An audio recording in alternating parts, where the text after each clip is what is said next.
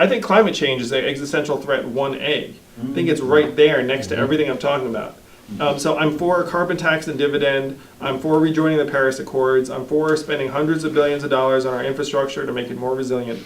But I believe that the things I'm talking about are actually a precursor to addressing climate change effectively. So in this country, most people can't pay their bills, 78% paycheck to paycheck. And what happens if you can't pay your bills is you have what's called a mindset of scarcity, where like your bandwidth is constrained with just trying to like, I pay you and I have enough money for that. And studies have shown that a mindset of scarcity decreases your functional IQ by 13 points, or 1 standard deviation. So if you have a sneaking feeling that people in the US are getting less rational and more impulsive and susceptible to bad ideas and maybe even more like hateful, we are. And the reason we are is that we've introduced pervasive financial insecurity into our society, and then people naturally start looking for people to blame. So if you go to people in that situation and you say, guys, we need to work on climate change, it's a major problem.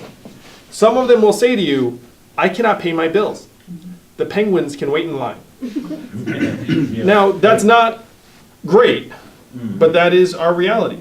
What we have to do is we have to reverse this mindset of scarcity that has swept so many of our communities and reverse it with a mindset of abundance and possibility and optimism. And then if we go to those same people and say, we need to address climate change, they will look at their children and they will say, yeah, you're right, we need to. So by getting the economic boot off of people's throats, we're then going to be able to galvanize energy in our society to actually solve the bigger future-oriented problems. So just because I did not talk about climate change as like one of my big 3, you should know that I see the Freedom Dividend as the biggest intermediate step we can take towards actually addressing climate change.